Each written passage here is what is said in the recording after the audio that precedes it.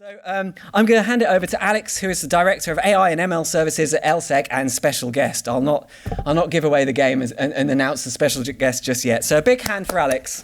Thank you very much. Hi everyone. I'm here to speak about leveraging open source to stay at cutting edge. We're already cutting edge. We work in London. We work in AI. Many of us work for market leaders. We're here today. That makes us cutting edge. But how do we stay cutting edge? How do we develop roadmaps in a constantly changing industry? And how do we not fall behind? The mother of innovation is necessity. The heart of innovation is community. The heart of open source is also community. Connecting with community keeps you well informed. Being cutting edge is being well informed. Being well informed is network building, sharing and receiving links to articles, going to events, sharing knowledge. This is easily forgotten when you're buried in work, behind a computer, trying to be innovative. That's been me for most of my life, just behind a computer, reading documentation, trying to learn how something works or trying to debug things. This is very difficult to stay cutting edge because you're not speaking to people. Although it's very important to being one of the things that have built who I am today. So a bit about me. I joined my first AI company 10 years ago. I've incorporated knowledge graphs, natural language processing, and LLMs into most of my products since then. I've taken pride in working on the cutting edge. But things weren't changing as fast. Things are changing faster today than they were 10 years ago. 10 years ago, we had time to have a vision, pitch that vision to 100 investors over a few months, raise funds, build a team, build an MVP, build a startup, and then cash out. We had a few years to do that. This is not the case today. What happened to all the GPT wrappers that raised funds this time last year? The GPT store. So things are going to change even faster this year. It's going to get more exciting, but things are going to change so quickly that we might not have an opportunity to plan for it. So how do we keep up and how do we plan for this? We have to bring it back to community. Partners are like your network. Partners are a bit like knowing the cool people who know where the party is.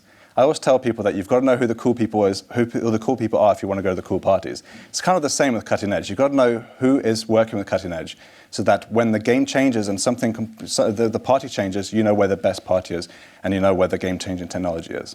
So hang out with the cool people, hang out with the smart people. So here's a tip. If you sign NDAs with market leaders, they'll show you their roadmap. This helps you to plan ahead because you can see where they're going. There's a lot of modular open source that's maintained by enterprise vendors. I've used open source for more than 15 years. A lot of the solutions that I've used have been maintained by 2 or 3 people. That's not the sort of risk that you can always take with large organizations.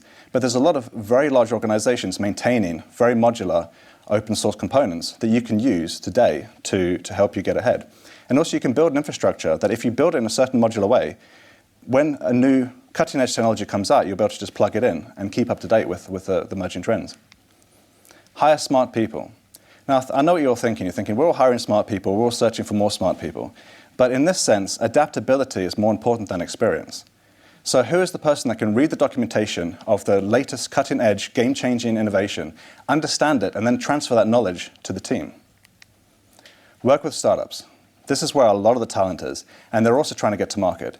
We always read about the startups which have these great ideas and they're very talented people and they get to market successfully. Read about them in TechCrunch. But that's not the case always. A lot of these people are trying to get to market and they're very talented people, so work with more startups. Remember, these guys were just starting out a few months ago. Budget for unforeseen innovation. I don't know who had a budget for GPT-4 when it was released, but the budget cycles of large companies, they don't often account for these sort of innovations. So budget now for what's going to come out at the end of this year. So don't build roadmaps on current innovations and just write lots of code. Build partnerships, join communities, write modular code on well-maintained modular open source, and build this into your plan. And I'm going to bring on a special surprise guest speaker from Hugging Face to come tell us how you can use their products to do that. Thank you.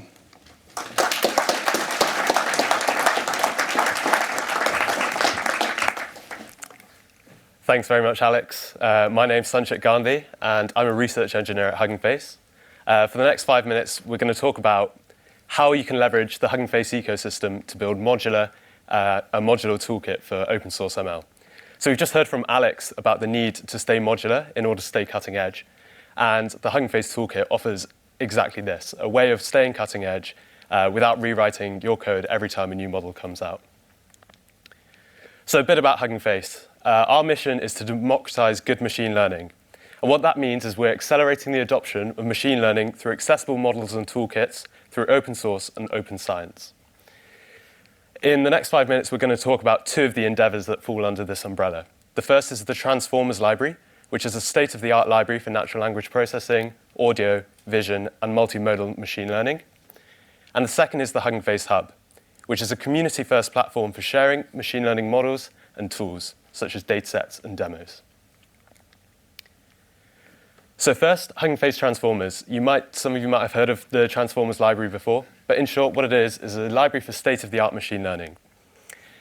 The design is based on a philosophy to try and target the widest community. Rather than going very deep into research code, which is incredibly difficult to understand, and also one command line production code, which is incredibly difficult to manipulate and tailor, we sit somewhere in the middle. This means it's a very simple Python API that only requires 3 or 4 lines of code in order to leverage state-of-the-art models.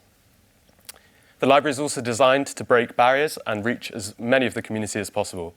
That means researchers, practitioners, hobbyists. It's written in Python, but is framework agnostic, so you can leverage your favorite machine learning library, be it PyTorch, TensorFlow, or JAX. And it's also compatible with the full machine learning pipeline. So Hugging Face Transformers is primarily focused on the modeling aspect, but it's very easy to plug in your own dataset, build your own models, your own demos, and your own workflows.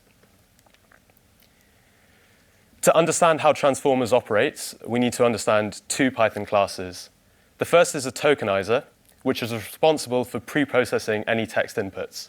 So on our example here, we have an input text sequence, here, recipe for pasta. And what the tokenizer does is encodes it to a sequence of token IDs. Essentially, this is just a discrete representation of our input text. The next stage is the modeling aspect, which is performed by the models we've all heard about, Llama, GPT, Mistral, where we generate a new sequence of token IDs. In the final step, we use our tokenizer to go from these token IDs back to our output text. And if you can remember these 3 stages of the pipeline, you can pretty much do any machine learning workflow. How this looks in code is very similar to that flowchart that we just saw. First, we use our tokenizer to encode our token IDs. We then generate with the model autoregressively. And finally, we decode our token IDs to get our predicted text. The nice thing about using transformers as well is you can leverage over 480,000 pre-trained models. Here we use an example for GPT-2, but we'll see how you can change this to use any model that's been open sourced. So here's a quick game of spot the difference. On the left, we have code from 2019, which would be using GPT-2. On the right, we have code using Llama 2, which was released last year. And you can see that the 3 stages of generation are exactly the same. We use the tokenizer to encode our input text. We use the model to generate our new predicted text sequence. And we use our tokenizer again to decode those predicted IDs back to predicted text. And the only difference here is the model that we've provided to our from pre-trained method to load. In this regard, Hugging Face is entirely modular. You can switch, if a new open source model was released tomorrow that beat Llama 2, you could just change the input string that you give to your model and tokenizer class, and your code would run in exactly the same way. So the Hugging Face Transformers library is a Python library for running these models. In terms of where these models are coming from, they're actually being loaded from the Hugging Face Hub.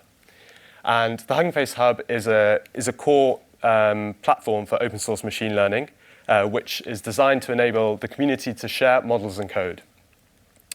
It consists of open source models, spaces, which are demos, and also datasets.